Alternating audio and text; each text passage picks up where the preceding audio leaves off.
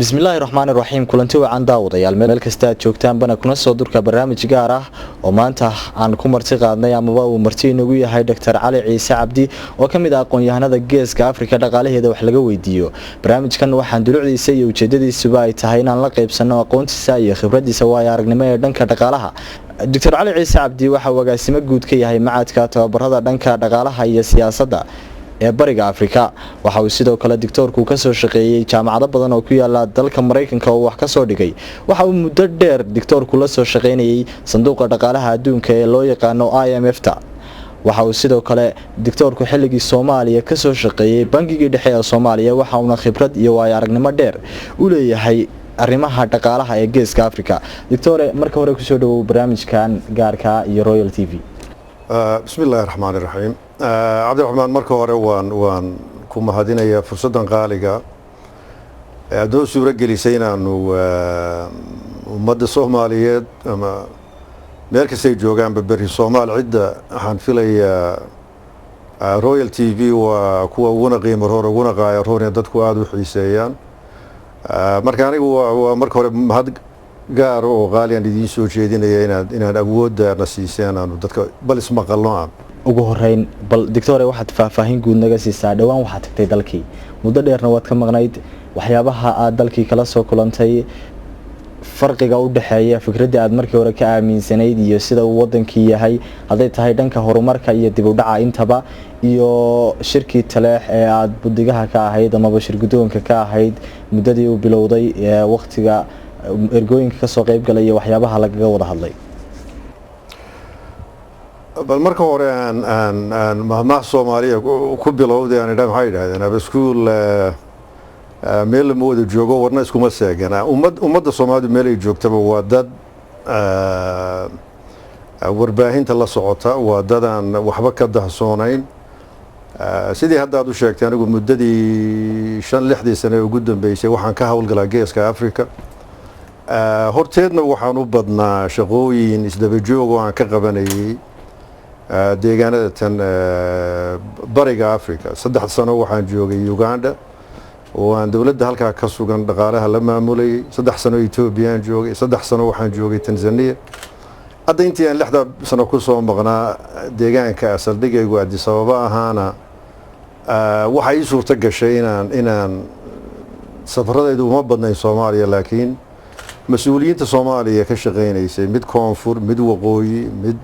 bari mid galbeed intaba inaanu kulano oo si joogto ah baan ula socday arrimaha Soomaaliya marka hadaan ku raado markii ugu horeysay muddo dhowr iyo 20 sano baan indhahayga ku soo arkay waa suuragal inaan ku raado isbedel badan baan ku soo arkay laakiin xaqiiqdu waxay waxa meesha ka socda nina kama dahsoona 20 sano burbura Soomaaliya ka dhacay waxa ka dhacay maxaan ku leeyahay mashaqooyin weyn oo dagaalo sokeeya ka dhacay waxa ka dhacay horumar la'aan ku baahay Soomaaliya oo dhan haday koonfur tahay haday waqooyi tahay haday bari tahay haday galbeed tahay asal ahaan waliba hadii aad si eegto xoogaa dadku way isdhaandhaamaan mashaqooyinka banaadir iyo magaalo madaxdii Soomaaliya ayuun baad moodeen indhaha la saaro laakiin kuwa ka sii culus oo la mid ah ayaa ka socday marka deegaanka aad sheegtay aan safarka ku tagay waan filayay inaan horumar badan ka dhicin xaqiiqdii kama dhicin dad mid caafimaad eegto dad mid tacliimeed eegto dad mid waxaan ku leeyahay dariiqyo sameyn iyo bulshada loo adeegayo deegaanada la yiraahdo Soomaaliya Sanaag iyo Cayn waa kuwa ugu liitay ku jirta Soomaaliya marka loo qiyaaso galbeedka waqooyi oo kale boorme meesha hadii example aan kaasi sida ay tahay hada waxaan ku soo arkay waxaan lagu diirsan karin baan ku soo arkay oo amal la'aanta loo dadkii aan shaqo haysan nolol maalmeedkoodii TBA iyo baahidii aan sugnayn mid biyo mid cunto mid caafimaad mid tacliimeed wax badan aan ku soo farxo kuma arag laakiin biidnillaahi kariim dadkan waa dad muslina diintuna waxayna faraysaa in allaha ma'a saabiriin marka sabir badan baa dadka ka muuqda iyagoo aan wax badan faraha ku hayn ba hadana dadaal ziyaada ah ka muuqda oo qofku waxaad moodaa habeenaya maalin sidii carabta laga sheekayay bukra baa yakuun khayr insha allah beri baa ka soo rayn doonta haddii maanta ay noloshu igu qalabsan tahay dhaqaaluhu igu qalabsan yahay dadkii waxaad moodaa inay sabirka iska wada qabaan oo mashaqooyin badan oo yaalla oo qofku ka murugoonayo waxaan odhan karaa haddana waa la iska noolyahay maasha allah shirkii talaax ka dhacay ee loogu magac daray khaatumo laba sidaynu ogsoonahay waxaad ahayd howlwadeenka guud amaba budigaha guud ee shirkaasi maamulayay nin kastoo aqoon-yahano fara badan oo mandaqada kasoo jeeda ay taladiisa iyo fikirkiisaba wax ku lahaayeen ugu horeyn shirkan muxuu ku yimid maamulka aad ka dhisteen gabagabadiisiise waxa uu ahaa mid ka duwanaa qaababkii ama maamuladii hore uga shaqayn jiray Soomaaliya in badanna hadalhayntiisu ay ku badatay maslaxiyada siyaasadda ee Soomaaliya maxaa sabab u ahaa fikirka in uu ka duwanaado oo qaabab kale oo Soomaaliya casri ku ah ama ku cusub aad u soo bandhigtaan maamulkan maxaa sabab u ahaa in maamulka khaatumo la sameeyo Cabdiraxmaan waa balan maxaa sababay shirka khaatumo in la abaabulo aan ku hormaro hadda sidaan idin hormariyay dhibaatooyinka Soomaaliya dhaqaale caafimaad baahi badan baa ka muuqata deegaanka بعدما بوان معاونة بدن الدولة وجاي مريسانة جيرين مد كمل دولة كمل جاركا دولة دي كلا عالم كا وحنوجو موقتي غرب جوج باشا صوليا سناجي عين كسوجان إن حلك ساري حلك سو كو أصلا ده يجا دون كسيد لوجا شقيستوج يجا دون كهرم مركز الله صعدة marka in la isweydiiyo fakar oranaya war sidee dadka kan noloshoodii sida loogu dhaami karaa waxyaabaha noogu adka xaqiiqdii waxay ahayd markaan anagu Ingiriiska isugu tagnay bishii afraad ee sanadkii hore dhibaatooyinka qof walba waa u muuqdeen talooyinna waa laga bixiyay sida dhibaatooyinka looga bixi karo laakiin su'aasha ugu badneed waxa uu go'aamin karaa marka waxa la go'aansaday in la yiri qurba joogu go'aansiga ma lehe deegaankii talaha lagu noqdo beesha weyn ee Soomaaliya sanaag cayn ku aslan hayso timaado ayadu markaa ka arinsato sida ay uga bixilay dhibaatooyinka baahay mid siyaasiya mid dhaqaale mid bulsho weyn fakarkii waxaana la qaatay dadkii deegaanka ku sugnaa oo ay kamid yihiin waxgaradka ay kamid yihiin culimaa diinka ay kamid yihiin maxaan ku dhahdaa madaxdii dhaqanka ayaga markaa waxay suuro geliyeen ayaga iyo qurba joogiyo iskaashanaya in shirka la abaabulo sida la socdaan dadka warbaahinta aad wala socda Soomaaliya shirkan waxoogaa nooca hore uu ka duwanaa maamulka maxaan idhaahdaa khaatumo laga aslay ma ahayn mid dad yari ka fakareen waxa isugu yimid saad la socotaan erga 450 ka kooban waxa isugu yimid dad 2,000 oo qof oo masilaya deegaanka dadka ku sugan waxa la yiraahdaa farhar yari ilaa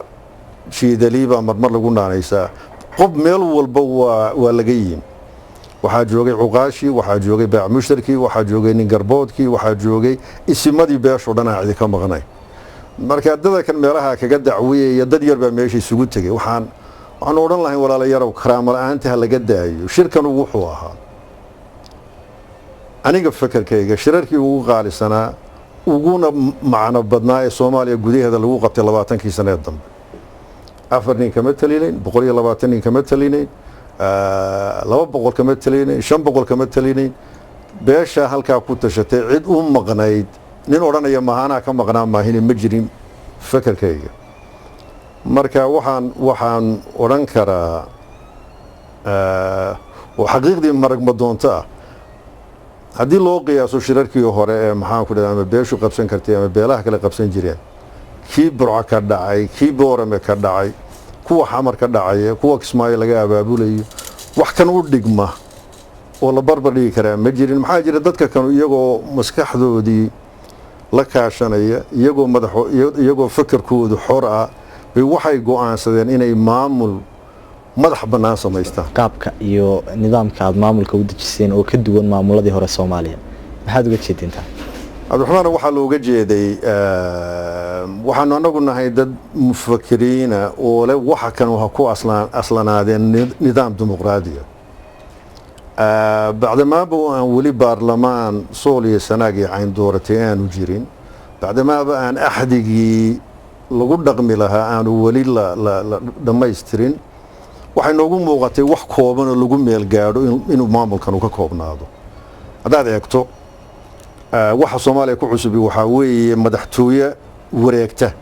golo madaxtooye oo 3 qof ka kooban oo mid waliba waqti muayyan ahaynayo dadkiiba fakarka kan ansixiyay in saddexdaan nin aanu kaligii wax ku takarfali karay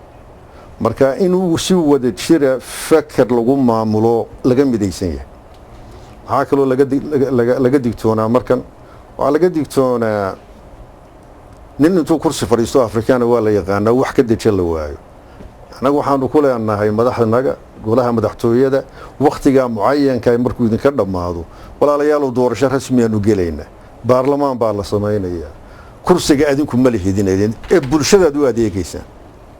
Soomaaliya haday fikirka qaadan lahayd 20 sano hadayna soo dhaafay waxaan ku rajaynayaa Cabdiraxmaan oo inay mashaqadu 20 sano gaadheen qofka kursiga fadhiisanaya male isagu adeega ummaddu u fadhiya ummadaas waxtar u geysanaya soo waxaad garatay maxaa kale oo cusub dad maamulada hareeraha ka dhisan khaatumo adeegto wasiirada khaatumo oo dhan 6 qof bay ka kooban yihiin anigu cidna farta ku fiiqi maayo kuwa aanu shaarnahay ilaa 50 wasiir baa ka hawlgala marka dawlad yar oo nadiif oo fudud waxaanu kale ku rajaynahay wax allaale iyo wixii maamulkaas ku kaco inuu ku dhisan yahay maamul karti iyo hufnaan ka muuqato wax allaale iyo wixii dadkaas ay leeyihiin iyaga loo maamulo wax nin jeebkiisa kulluma ama maxaan ku raadanihiisa ku fushana sida Soomaalidu caadaysatay meelo badan in laga fogaado marka anagu waxaan isleenahay iftiinka khaatumo ka soo baxay magaalada taariikhiga ee Talaax lagu qabtay بإذن الله كريم Soomaalida inta kalena waxay ku dayato ayaa ka soo bixi doona marka ujeedooyinka noocaas laga lahaa waxaan wax loo sameeyay Sool iyo Sanaag iyo Cayn maaha waxa weeye wax ummadda Soomaaliyeed wanaag u horseeda baan anagu isleenahay ba wanaag u horseeda midnimo u horseeda wada jir u horseeda horumar u horseeda baanu ka raadinaynaa waa tahay doctor bal kulli waxay la tahay xog guud waad ka haysaa bal meesha hadda marayaan golihii baarlamaanka iyo hirgelintii hay'adaha kale ee maamulku inaad faahfaahin guud naga waxaad ogsoonahay maamulkan hadda muxuu jiraa 2 bilood iyo badh wax ku eg buu jiraa xaqiiqdii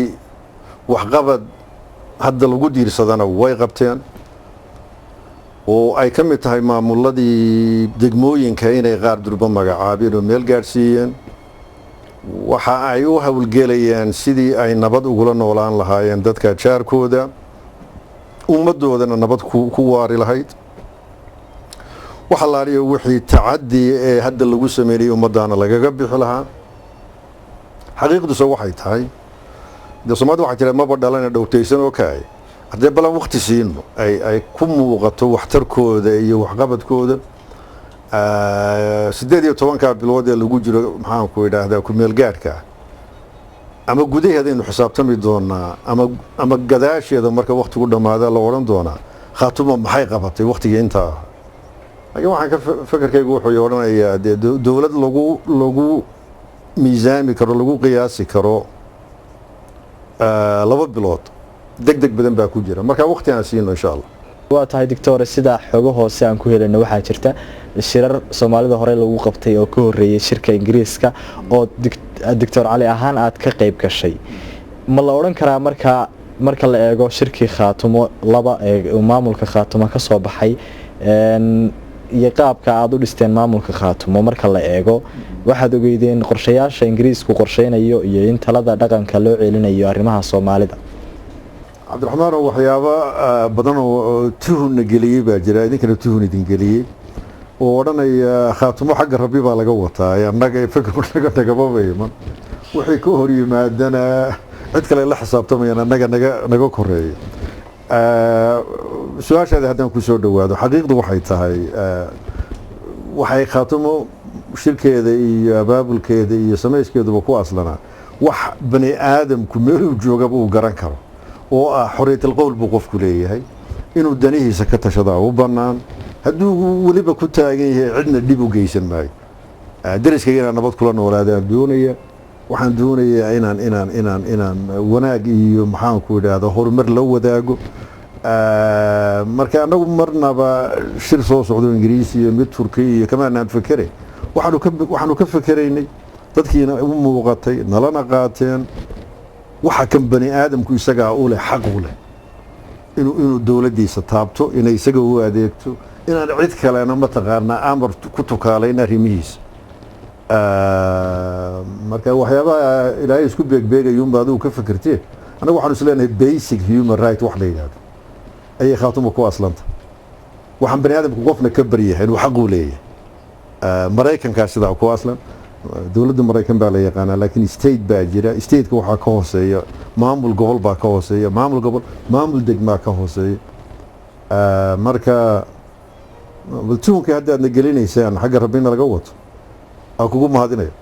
waa tahay doctore khaatimo intaas haddaynu kaga gudubno iyo arrimaheeda iyo shirkii dhowaan aad shirgudoonka ka ahayd ee ka dhacay taleex tamacadka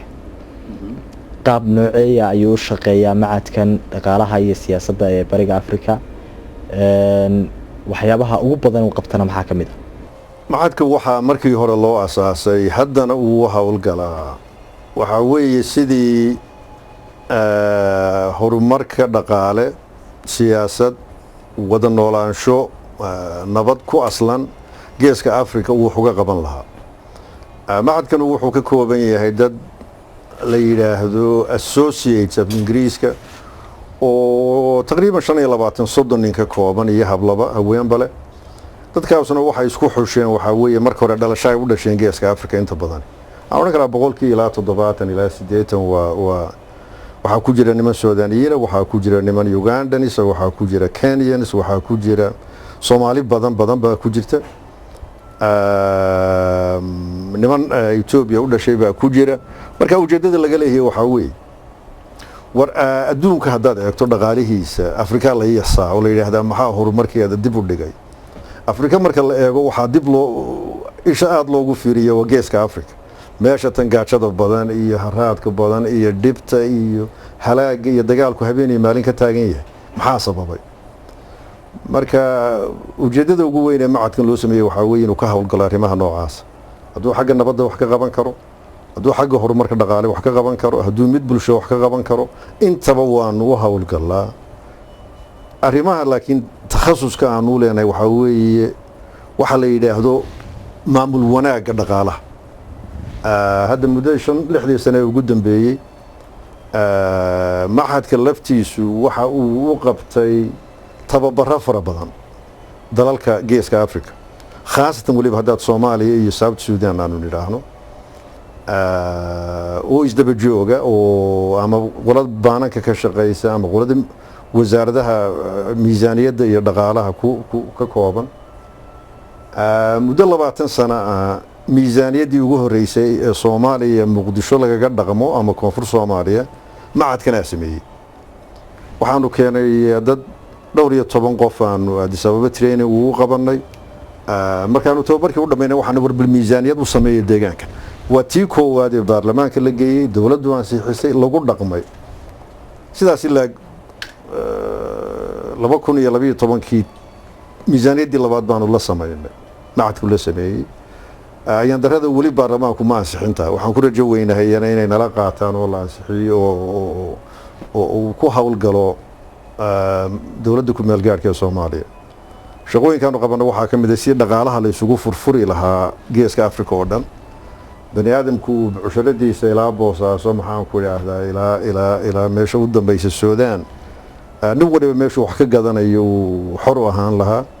waxaa ka mid ah inaanu hadda tasiiraad u sameynayno xuduud furan inuu yeesho gobolka ayaan darada laakiin xoogaaga nabadgelyo la'aanta ayaa waxaas oo dhan carqalad ku haysa marka arrimuhu yaanu hawlgalnaa Cabdiraxmaan way fara badan yihiin laakiin haddaan soo koobo waxaan odhan karaa waxaa weeye geeska afrika horumar la-aan baa haysata, dhibaatooyin nabadgelyo la-aan baa haysata, bulshadii dadku waa dhibaataysan tahay. inaan u hawlgalo sidii looga bixi lahaa ayaan fakarkayaga loo sameeyey macadka. waa tahay macadkan adiga marka laga tago dad Soomaaliyeed oo intee leeg baa ka hawlgala, saameyn intee leeg baysa Soomaaliya ku leedahay marka dhanka tababarada la eego? Soomaaliya waxaa lagu xantaa inay dalka ugu musuqmaasuqa badan adduunka tahay. hadda miisaaniyadeeda xiriir ma kala sameysteen dawladda inaad dejisaan oo kale oo macadka loo soo gudbiyo? midda hore xaqiiqdu waxay tahay dalalkan ku hawlgalno waxa ugu culus dalalkan ka soo baxaya dhibaatooyinka nabadgelyo la-aanta. boqolkii waxaan odhan karaa awoodna waxaanu saarnaa kuna dadaalnaa sidii ay horumar dhaqaale oo ku aslan maxaan ku dhahdaa karti iyo hufnaan kelmadahan ku noqnoqdee Soomaaliya oo kale loogu soo dabaali lahaa. dalka kale aanu aad uga hawlgalnaa waa dalka koonfurta Suudaan ee hadda dal xora noqday. talooyin iyo tababar labadaba waa siinay maamulada ka dhisan Somaliland iyo Puntland markii aanu macadkan bilaabaynay. dadka ka shaqeeyana intaasoo gobolba ka yimaada. xoogaa waxaa iska dhacday confusion aad moodo war macadkan iyo Khaatumo ma isku mid ma. macadkan waa macad gobolka geeska Afrika oo dhan ka hawlgala. waxaanu isku dayeynaa inaanu sidii aan idinku dhigay shirarkaanu ku qabanaa badanaa Djibouti baanu ku qabanaa, Uganda aanu ku qabanaa, Kenya aanu ku qabanaa.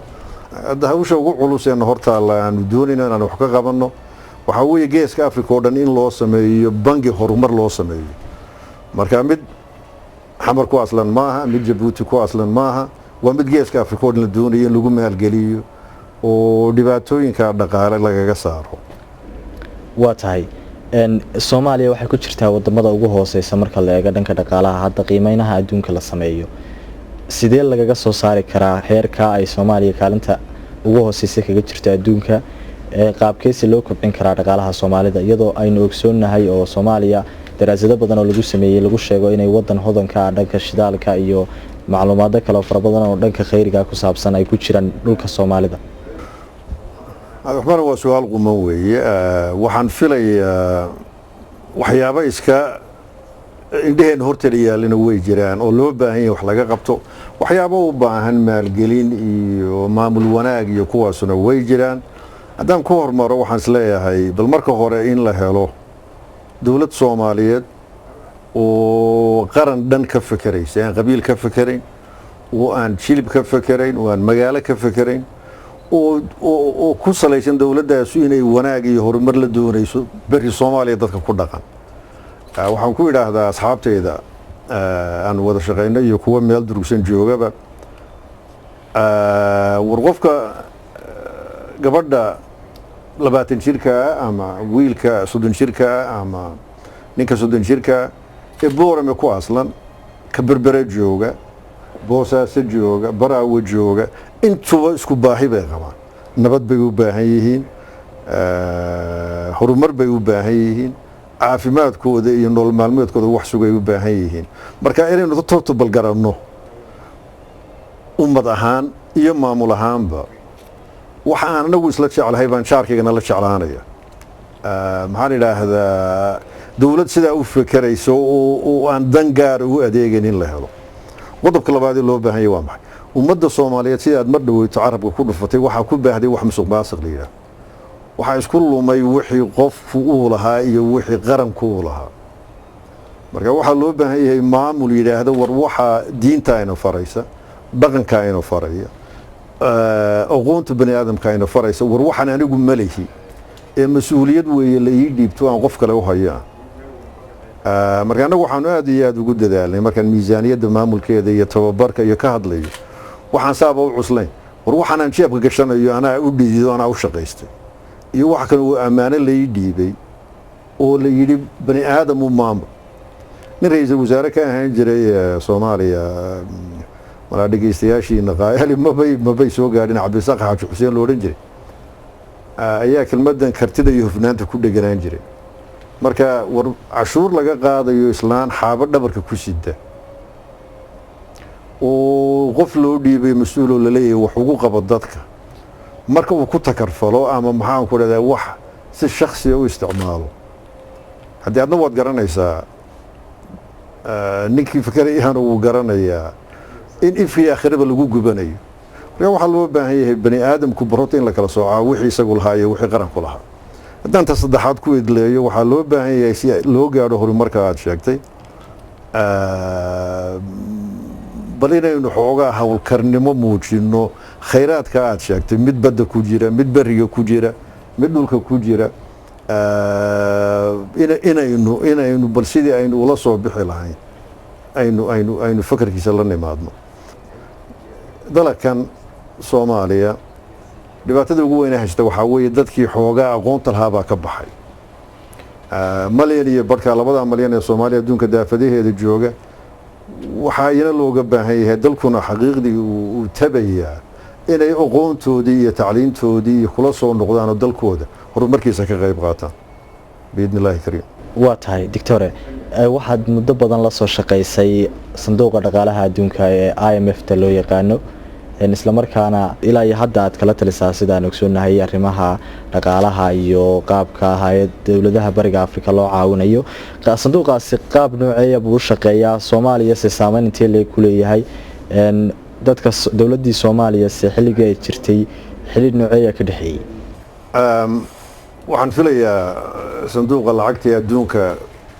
dhageystayaashiinu marka hore inay la socdaan ma ku rajo weynahay laakiin waxa aad loo yaqaan bangiga adduunka marka labada hay'adood ee bangiga adduunka iyo sanduuqa lacagta adduunka waxa la wada asaasay muddo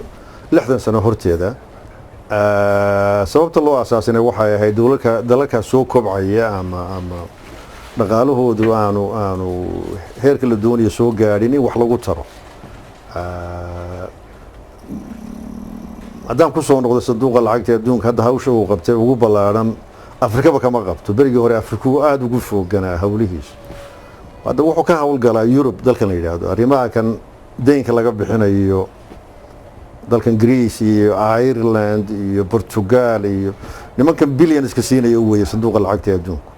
60 bilyan 20 bilyan 30 bilyan sidoo hawlgalaana waa dawladaha adduunka oo isu tagay oo yiri dawladii dhibaataysan ama dhaqaalaheedana ku filayn hala soo kiciyo waxtarkeeda si dhaqaaluhu uu filaado 186 wadan ba ka xubna ka inta soo dhami iskaashi bay leeyihiin marka xagee ka timaada lacagta sanduuqa waxa ka timaada dawladaha Mareykanka ugu dhaa 20 bixiya Yurub 12 bixisa Asia Japan iyo China iyo ba lacag ku shubta marka waxa weeye sanduuq iskaashi oo dawladuhu ay marba kii dhaqaalihiisu leeyahay laga soo kabcinayo Afrika haddaan ku soo dhawaado Soomaaliya ku soo dhawaado dalalkaas ay kamid ahay markii Soomaaliya dawladda adduunka oo qoonsan yahay oo muctarafa oo ay jirtay 20 sano halaag iyo jabku ku habsaday ka horeysay dawladda Soomaaliya deyn bay ka qaadan jirtay sanduuqa haddaan waxaan filayaa lacag ilaa 300 milyan ku maqan Soomaaliya oo ay dawladii Soomaaliya jiri jirtay tii ama ciidamadu ka tarin jireen ma kuwii ka horeeyay ka qaateen deynka ilaa hadda wax bixiyay ma jiraan mar haddii deyn inta leeg dawlad lagu yeeshan deyn maxaa lacag fiican lacag xun laga daba geyn maayo marka Soomaaliya hadda dhibaatada haysta waxa weeye koow dawlad la aqoonsan yahay ma jirto laba deynka lagu lahaa iska ma bixin saddex ilaa aqoonsi iyo deynka cid ka bixiso wax ilaaqaad oo badan oo hadda sanduuqa iyo Soomaaliya dhaxmara ma jiraan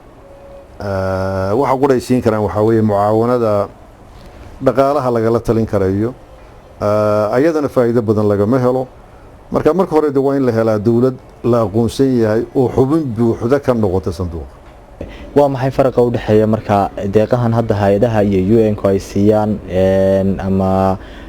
qaramada midoobay ay bixisay Soomaaliya lagu caawiyo iyo dhaqaalaha sanduuqa adduunka wadamada soo kobciya uu siiyo ama la soo kicinayo maxay ku kala duwan yihiin xageesi ka timaada lacagtan hay'adaha iyo UN-ku ay ku bixiyaan Soomaaliya waxaan ogahay farqa ugu weyn u dhaxeeya waxa weeye waxaan hadda lagu quudinayo waxaan la yidhahdaa iska emergency support iyo relief iyo dee qof gaajaysan ama baahi ka muuqato sidii koonfurta soomaaliya dhowaan ka dhacaysay adduunka oo dhan baa ishiisu ku dhacaysa marka islaan joogta maraykan ama australia joogta ama yurub joogta ayaa jeebkeeda wax ka bixinaysa oranaysa waxaan ugu deeqayaa masaakiinta maxaan ku idhaahdaa gaajaysan ee dhibaataysan ee soomaaliya waxaa kaloo jirta hay-adaha kan UN-ku deeqa ay dowladuhu bixiyaan oo dowladaha kan maxaan ku idhaahdaa galbeedka yurub iyo maraykanka iyo ay ka mid yihiin waxaa loogu talagalay jimciyaddan qurumaha ka dhaxaysa hay-adda tan UNDP la yidhaahdo iyo mid caafimaad WHO mid tacliimeed UNESCO inay dalalkaas soo kobcaya waxtar u geystaan waxaana wax deyn ku salaysan maaha waxaa weeye baahi joogta oo adduunku leeyahay waxaan ka qabano waxaan ku rajo weynahay awooddooda inay dadaalayaan ayandaradase iyaga qudhoodiibaa dee Nairobi ku aslanoo wax badan oo macnalo haddana ay Soomaaliya gaarsiiyaan oo aan ku diirsado oo ii muuqda ma jiraan axad moodaa kharashka ugu badan inuu galo mushaharka dadka Nairobi ka shaqeeya oo haddaad iminka eegto deegaanada Soomaaliya maxaa ficiliyan ka gaadha waxaa xogaaga raashinka WHO waxaan ku dhahdaa World Food Program qaybiso maahine wax badan oo hadda aan isaado Soomaaliya gaadha ma jiraan bangiga adduunka iyo sanduuqa adduunku ficiliyan kuwa way ka duwan yihiin waxa weeye meel loogu talagalay horumar in laga sameeyo in dekada laga dhiso in airport laga dhiso in beerihii laga shaqeeyo in maxaan ku idhaahdaa dadkii horumarkiisii laga sheegayay Mao Zedong ninkii Shiinaha madaxda ka ahaan jiray qof inaad kalluun siiso waxaa ka roon siduu u kalluumaysanayo inaad bartaa marka hay-adaha kan markii hore carabkaad ku dhufanaysay UN-ku Soomaaliya kalluun bay siiyaan maanta qadadiisa miiska inay saaraan maahina wax horumar oo macnalay u sameeyaan ma jiro bangiga adduunka iyo sanduuqa kan maxaan ku dhahaa lacagta adduunku iyagu waxay isku dayaan dadka inay kalluumaystaan inay baraan war maanta wan hay qalinaysan neef u dhaqdo oo xoolo u yeesho oo gaajo joogta uga baxo marka farqiga ugu weyn waa intaas weey midna maalintaas uma gaajada iga biinaya midna saan gaajo abadiyo uga bixi lahaa i baraya waa tahay waxaad ka dhawaajisay doctore in deymo fara badan Soomaaliya lagu leeyahay deymahaas qaab nooceeyaba looga bixin karaa sidee si Soomaaliya bay kula tahay ay ugu soo noqon kartaa sanduuqa adduunka ee IMF ta loo yaqaano Cabdiraxmaan oo su'aashaas muddo hadda waaba waxa uu la nahayaan waana su'aal qiimo iyo qaayale ayandarada waxa weeye maamulada hadda Soomaaliya ka dhisan wali madaxoodaba kuma soo dhicin waxaad moodaa inay ka fekerayaan maanta maxaa xogaaga dekada laga soo qaado saynu u qaybina laakiin xaqiiqdu waxay tahay waxa loo baahan yahay maamulo iyo dawlad iyo wasiiro su'aashaada ka fekeray oranaya war waxaan doonaynaa in adduunka ku soo noqono in adduunka la inaga ictiraafo inaynu horumar gaadhno sidaynu ku gaadhno waxa horta bal wixii la inagu lahaa inaynu meelaynay marka waa kugu mahadinayaa su'aasha laakiin jawaabteedu waqti badan way u baahan tahay sida deynka loo bixinayana waxa weeye deynkan waxna waa la cafiyi doonaa oo imanka bangiga adduunka oran maayo 100 shilin aan ku leeyahay Soomaaliya waa in 100 la siiyaa waxna waxaan ku rajo weynahay dawladaha saaxiibka la leeyahay ama Arab ha noqdeen ama European ha noqdeen inay ka hawlgalaan sidii loo bixin lahaa laakiin labadaba waxa ka horeysay bal dadkii uu hawlgali lahaa maamulka maanta xamar ka dhisan hadaad weydiiso 20kiisa wasiir filim ay jawaab waafiya kaasiya inuu ku jiro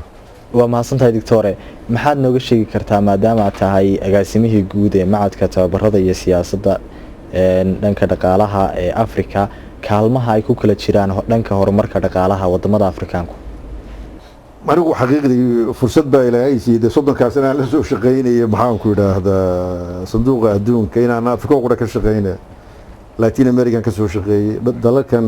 Carabta Suuriya ka shaqeeyay Urdun ka shaqeeyay Asia uma badnayn marka hore waxa weeye horta Afrika inaad eegto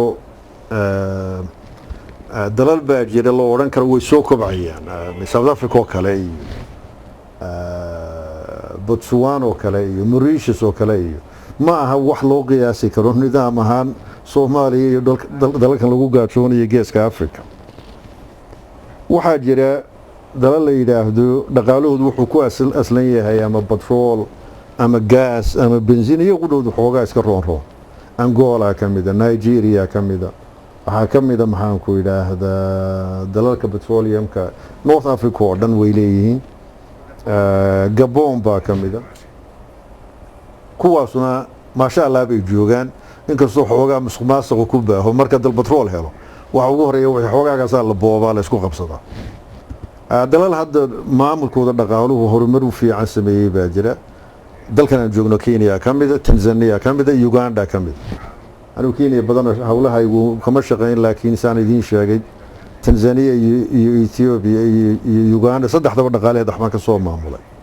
dalkan ugu yaraabaan 3 sano iyo meelaha deganaa. ayaga maanta Tanzania haddaad tagto ama Kenya qiyaasto abaaro way dhacaan. laakiin xoogaa waxaad moodaa inay heerka labaad soo gelayaan. dalal baa jiray adduunku quudayo dadkeedii Soomaaliya ka mid tahay, Eritrea ka mid tahay,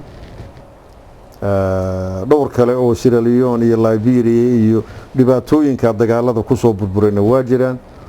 marka waa konton waddan baan ka hadlaynaa. darajo walba waa laga helaya. waa tahay doctore sidaynu ogsoonahay waxaad tahay qoraa dhawaana waxaad ka qortay buug ku saabsan arrimaha dhaqaalaha adduunka. maxaad ugu magac dartay buugga?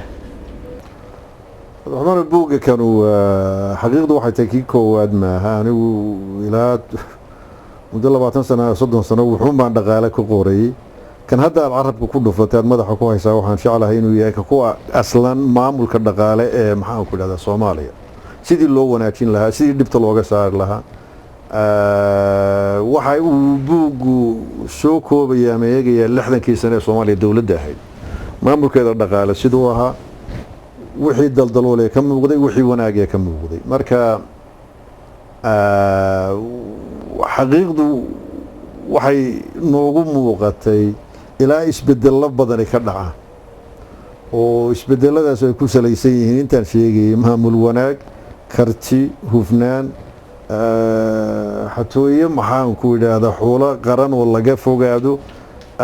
oo gidigood ku baahay maxaan yiraahdaa Soomaaliya 60 sano ma ku aslana oo dawladaha hadda jira weeye. waxa waqti adigu wadan dhalan baan filayaa oo 60meeyadii iyo waxa hadda ka socda wax la midun baa ka socday. dawladdii militariga ee Soomaaliya 20 sano maamuleysay muddo badan bay si toos ah u maamuleysay. laakiin yana markii dambe ee burburku uu dhacay waxa sababay wuxuu ahaa maamul xumo dhaqaale oo leexday. wuxuu leeyahay dhibaatada iyo burburka Soomaaliya ka dhacay qofba waxbuu ku nisbeeyaa. qabaa'il baa isdilay, dhul baa la isku haystaa. buugga kan wuxuu leeyahay labada ay kuwa kale midnaba ma waxa burburka Soomaaliya ka dhacay asalkiisu yahay badbaadada Soomaaliya laga raadinaya. burburku muxuu ku aslan yahay musuqmaasuq iyo dhaqaale maamul xumaaday. Soomaalidu waa dad yar 10 malyan 15 malyan mar wax baa lagu qiyaasaa. haddii ummadda intaa leegi dalalka qaarkii hal magaalay ku noosha Mexico sidii oo kale 22 malyan baa ku nool, Shanghai intaasaa ku nool, New York City dhowr iyo 10 malyan baa ku nool. anana dalka intaa leeg baan qabnaayo aynu isku qabsanayna. waxaan isku qabsanayna waa khayraad la'aan wey iyo maamul xumo baahday wey annaga fikirkayga. marka buugu waxaan ku rajo weynahay adiga iyo dhalinyarada soo koreysay noocina loogu talagalay bal nala eega nala arka. waxaynu Soomaalidu isku haystaa qabyaalad maaha, waa maamul xumo wey wax halkaa dhig annaga fikirkayga. waa tahay marka haddii aynu nuxurka guud ee buugga u sii dhaadhacno waxaad iftiimisay in waxa la isku haystaa maamul xumo tahay. sidii looga bixi lahaa maamul xumada buuggu muxuu sharaxaad ka bixiyay? wuxuu ka bixinayaa marka hore dhaqaalaha maamulku shakhsi kuma salaysna, wuxuu ku salaysan yahay institutions wax la yiraahdo. wixii dhaqaalaha maamuli lahaa oo aan qof ku salaysnayn in la sameeyo. war haddii la doonayo inaynu adduunka ka qayb qaadano oo ka mid noqono oo horumar gaadhno bal waxa kan shakhsigu suu doona ugu takarfulayaan ka baxno. cadaalad iyo sinaansho iyo maxaan ku dhahdaa waxyaabaha basiidka ee Nairobina lagu hayo, Dar es Salaamna lagu hayo, Xamarna in lagu hayo ay tahay waxa weeye war nin xoolo qaran qaatay aanu lahayn waa inuu ciqaab mutaa, waa in xabsi la soo geliyaa, waa in maxkamad la keenaa waa in sharafta laga xayuubiyaa laakiin waxaa weeye maamul dhaqaale waxa ugu horeeya waxaa weeye in wixii qofku lahaa iyo wixii qaranku lahaa la kala duwaa waxaan corruptionka lagu sheego laga fogaada saan u idhi hore diintayna amraysa dhaqankayna amraya aqoonta bani aadamkayna amraysa marka haddaad taa ka tagto waxyaabaha kale u baahan in isbedel weyn lagu sameeyo si loo gaadho waxaa weeye bani aadamkii qofka shaqaale wuxuu ku noolaada u baahan yahay waxaa looga hadlaa maxaa ciidamada Soomaaliya u hawlgeli waayeen oo nabadda uga hawlgeli waayeen war haddii qofaan raashinkii isaga ku filaa la siinayn caruurtiisii iyo haweenadiisii baahan yihiin sida uu askari kuugu noqonayo naftiisa kuugu horaya maxay tahay marka dadka dawladda u shaqaynaya wax ku filan oo ay ku hawlgalaan in la siiyo hadaynu usoo noqono arrimaha siyaasadda Soomaaliya waxaa hadda lagu jiraa xilli kala guura amaba waxaa laga guurayaa ku meel gaadhnimadii hore waxaana loo gudbayaa dawlad rasmiya waa maxay aragtidaada siyaasadeed maxayse kula tahay inay soo kordhin karto hadeertoole dawladda cusub ee Soomaaliya laga rajeynay inay ka dhalato Abdurrahmaan waa su'aaliyan interview gaar ah u baahan baan u malaynayaa dad u iga faradhuubanina adduunka waa joogaan anigu nin shirarkiis daba joog ahaa ee arrintan laga arriminayay ka qayb qaatanay maahi nin ka warbixin la'ana maahi waxyaabaha lagama maarmaanka waxaa weeye in dawlad Soomaalidu u dhan tahay talagelyo ku leedahay maamulkeeda dadka iyada danaheeda u adeegayana iyaga uu ka soo baxay inay Soomaaliya u dhalato oo aan meel gaarka kan marba meel lagu macmacayo dawladaha ajnabiga isu yimaadaan in laga baxo sida Soomaaliya uga suuragal ahayn gidigan waa ognahay maanta in inta doorasho la qabto dadku iyagu wax matalaay la soo baxaan sida ay tahay haddana waxa weeye waan isleeyahay macna ay ku sameynaysaa dawladdaas haddii aan nidaamkan hadda loo wadwado oo 4-5-6 nin oo isu timi galmudug iyo Puntland iyo maxaan ku yiraahdaa koonfur Muqdisho isu imanayo wax maamulaya in laga baxo oo loo gudbo nidaam oranaya waxaan hoosta laga soo aslayo deegaamadu iyagu hay soo maamuleen dadku qof waliba wixii uu soo bixi lahaa iyo wixii mas'uul lahaa hala soo baxo fikir lagu midaysan yahay hala raadiyo cadaalad iyo sinaashana ku aslan laakiin ficilkii waxa weeye dadka laga hadlayaa waayo siday u xulanayaan haddana ba ku noqday example-kii Khaatumo dadka Khaatumo u dhashay ama maamulkeeda faraha ku haya diyaar waxay u yihiin wixii uga qayb qaadan lahaa shirarka noocaas in iyagu la soo baxaan oo iyagu matali lahaa maamulada tan magac ahaan oran jiray waa sheeganaa haday imka yiraahdeen ma annaga maamulayna wax suura galaya ma dad example-ka xamar eegto sidaas leeg baa jirta warbal madax dhaqameedyada la sheegaya xagee ku aslan yihiin xaqiiqdii dadka ma masili karaan waxyaabaha u baahan in la isweydiiyo oo la dhuuxo waxa weeye kun qof baa la isu keenayaa baa la yidhi oo constituent assembly waxa lagu sheego yay yihiin maxay ka kooban yihiin yaa iyaga soo xushay ugu dambeyntii maadaama aad tahay khabiir dhanka culunta amaba cilmiga dhaqaalaha ku takhasusay maxaad ugu baaqaysaa bulshada Soomaaliyeed ee ku daawanaysa hadday tahay dhanka ganacsiga kuwa ku dhex jira iyo hadday tahay guud ahaan ummadda Soomaaliyeed ee ku daawanaysa iyadoo Soomaalida lagu tilmaamo dad dhanka ganacsiga ku firfircoon xaqiiqdu waxay tahay intaan marka hore waan saan markii horeba ku bilaabanay waxaan mahad gaar u jeedinayaa Royal TV iyo Cabdiraxmaan adiga khaasatan waxyaabahan ugu jirnay hawshatan maxadkan dhaqaalaha iyo siyaasiga ma aha inaanu buugaag qornay waxa weeye in dadka uu wacyigu gaadho weeye wacyiga aanu adduunka oo dhan u soo jeedinaynaa geeska Afrika khaasan bari Soomaal gaar ahaan waxa weeye inaynu u hawlgalno sidaynu inagu nabad ugu wada waari lahayn inay xaqin ugu tahay inaynu wax qofku laftiisa la rabo iyo caruurtiisa la rabo inuu u ogolaado qofka kale iyo caruurtiisa inaynu jaarkeena nabad iyo wanaag iyo horumar kula noolaano marka Soomaaliya waxaan leeyahay bal marka ugu horeysa waxaad muujiseen waxyaabo badan oo Afrikaanka la yiraahdo male entrepreneurship qofku inuu baac mushrif fiican sameyn karo inuu dadaalkeed leeyahay qofka Soomaaliga marka uu tago ama Minnesota tago ama London tago ama South Africa tago intaba waxaa ka muuqata inuu hawlkar yahay inuu competition geli karo inuu wax soo saar leeyahay su'aasha isweydiin la waxa weeye maxaa ku dhaca markuu Soomaaliya gudaheeda jooga ama ku soo noqdo xagee wax ka lumaan leeyno su'aasha isweydiino oo dadaalkeenu ka muujinay Nairobi dhexdeeda ama Kampala ama South Africa horay baan isku dayno inaynu buuhoodle iyo baraawe iyo maxaan ku idhaahdaa berberaba ka muujino waxna isu ogolaano nabadda ku wada noolaadno intaasaan ku soo gooynayaa maanta waan idin salaamayaa mar labaad aad baad u mahadsan tahay Dr. Cali Ciise Cabdi agaasimaha guud ee macadka tababarada dhaqaalaha iyo waliba siyaasadda ee Bariga Afrika aad baad u mahadsan tahay Dr. boqolkiiba boqol waa kaaga mahad celinaynaa waqtigaaga qaaliga ayaad noo hortay.